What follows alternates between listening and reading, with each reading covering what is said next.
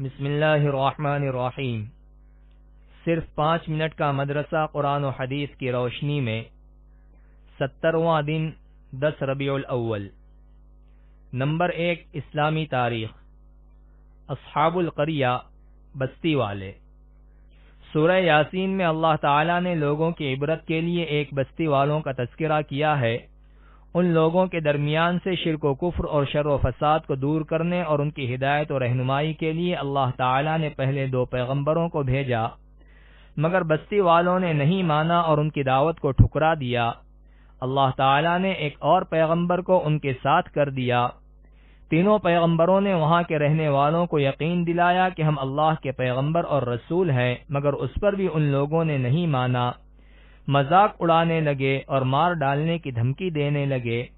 ایسی حالت میں بستی کے کنارے پر رہنے والے ایک نیک آدمی نے آ کر کہا کہ اے میری قوم کے لوگوں، اللہ کے ان پیغمبروں کی بات کو مانو جو تمہیں حق کی راہ دکھاتے ہیں، اور میں تو اسی ایک خالق و مالک کی عبادت کرتا ہوں جس نے ہمیں پیدا کیا اور مرنے کے بعد اسی کی طرف لوٹ کر جانا ہے۔ لیکن ان کی بات ماننے کے بجائے غصے میں آ کر قوم نے انہیں شہید کر ڈالا۔ اللہ تعالیٰ نے اس نیک آدمی کو ان کی ایمانی جرأت اور پیغمبروں کی تصدیق کی وجہ سے جنت عطا کی۔ وہ اس پاکیزہ مقام کو دیکھ کر کہنے لگا کہ کاش میری قوم اللہ کی عطا کردہ ان نعمتوں کو دیکھ لیتی۔ پھر جب قوم کے لوگوں نے ان پیغمبروں کی نافرمانی کی اور ظلم و ستم میں حد سے آگے بڑھ گئے تو اللہ تعالیٰ نے عذاب نازل کیا اور ایک ہولناک چیخ نے پوری قوم کو ہلاک کر دیا۔ نمبر 2 حضور صلی اللہ علیہ وسلم کا معجزہ، جو میں برکت۔ حضرت نوفل بن حارث رضی اللہ عنہ نے شادی کے سلسلے میں رسول اللہ صلی اللہ علیہ وسلم سے مدد چاہی تو رسول اللہ صلی اللہ علیہ وسلم نے ایک عورت سے آپ کا نکاح کر دیا۔ حضرت نوفل نے بطور مہر کوئی چیز تلاش کی مگر ان کو نہیں مل سکی تو رسول اللہ صلی اللہ علیہ وسلم نے حضرت ابو رافع اور ابو ایوب کو اپنی زرہ ایک یہودی کے پاس 30 سا جو کے بدلے گروی رکھنے بھیجا۔ چنانچہ وہ لوگ جو لے کر آئے تو رسول اللہ صلی اللہ علیہ وسلم نے وہ جو حضرت نوفل کو دیے۔ حضرت نوفل اور ان کی بیوی نے آدھے سال تک اس میں سے کھایا اور پھر اس کو ناپ لیا تو وہ اتنے ہی تھے جتنے شروع میں تھے، تو حضرت نوفل نے رسول اللہ صلی اللہ علیہ وسلم کے سامنے اس کا ذکر کیا۔ رسول اللہ صلی اللہ علیہ وسلم نے فرمایا اگر تم اس کو نہ ناپتے تو تم اس میں سے پوری زندگی کھاتے رہتے۔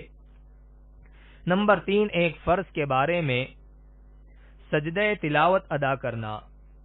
حضرت ابن عمر رضی اللہ عنہما فرماتے ہیں حضور صلی اللہ علیہ وسلم ہمارے درمیان سجدے والی سورت کی تلاوت فرماتے تو سجدہ کرتے اور ہم لوگ بھی سجدہ کرتے، یہاں تک کہ ہم میں سے بعض کو اپنی پیشانی رکھنے کی جگہ نہیں ملتی۔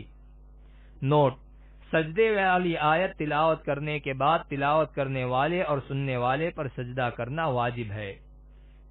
نمبر 4 ایک سنت کے بارے میں، اولاد کے لیے دعا کرنا۔ اگر کسی کو اولاد نہ ہو تو اس دعا کا اہتمام کرنا چاہیے۔ رب لا تذرنی فردا وانت خیر الوارثین۔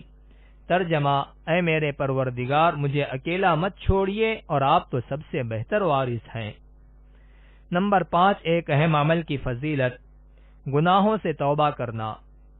رسول اللہ صلی اللہ علیہ وسلم نے فرمایا اللہ تعالی رات کو اپنا ہاتھ پھیلاتا ہے تاکہ دن کے گنہگار توبہ کر لیں، اور دن کو ہاتھ پھیلاتا ہے تاکہ رات کے گنہگار توبہ کر لیں۔ یہ سلسلہ قیامت کے قریب مغرب سے سورج طلوع ہونے تک جاری رہے گا۔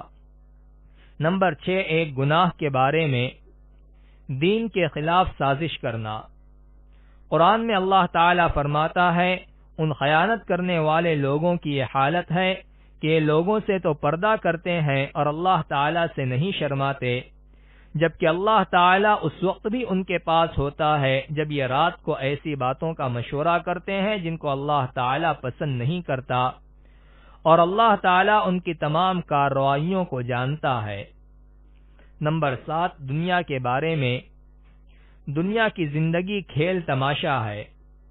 قرآن میں اللہ تعالیٰ فرماتا ہے یہ دنیا کی زندگی تو صرف کھیل تماشا ہے، اگر تم اللہ پر ایمان رکھو گے اور تقوی اختیار کرو گے تو تم کو تمہارا اجر و ثواب عطا فرمائے گا اور تم سے تمہارا مال طلب نہیں کرے گا۔ نمبر 8، آخرت کے بارے میں دوزخ کا درخت۔ رسول اللہ صلی اللہ علیہ وسلم نے فرمایا، اگر زقوم جو جہنم کا ایک درخت ہے انتہائی کڑوا ہے، اگر اس کا ایک قطرہ بھی دنیا میں ٹپکا دیا جائے تو اس کی کڑواہٹ کی وجہ سے تمام دنیا والوں کا جینا مشکل ہو جائے، تو اب بتاؤ اس جہنمی کا کیا حال ہوگا جس کی خوراک ہی زقوم ہوگی۔ نمبر 9، طب نبوی سے علاج، تلبینہ سے علاج۔ حضرت عائشہ رضی اللہ عنہا بیمار کے لیے تلبینہ تیار کرنے کا حکم دیتی تھیں اور فرماتی تھیں کہ میں نے حضور صلی اللہ علیہ وسلم کو فرماتے ہوئے سنا کہ تلبینہ بیمار کے دل کو سکون پہنچاتا ہے اور رنج و غم کو دور کرتا ہے۔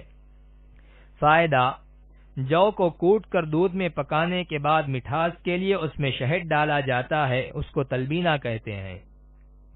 نمبر 10، نبی صلی اللہ علیہ وسلم کی نصیحت۔ رسول اللہ صلی اللہ علیہ وسلم نے فرمایا، اے مسلمان عورتوں، کوئی پڑوسن اپنی پڑوسن کے لیے ہدیہ دینے کو حقیر نہ سمجھے، خواہ وہ بکری کا کھر ہی کیوں نہ ہو۔ خلاصہ: پڑوسیوں کو آپس میں ہدیہ لیتے دیتے رہنا چاہیے اور کوئی کسر کوئی کسی چیز میں نہیں چھوڑنی چاہیے۔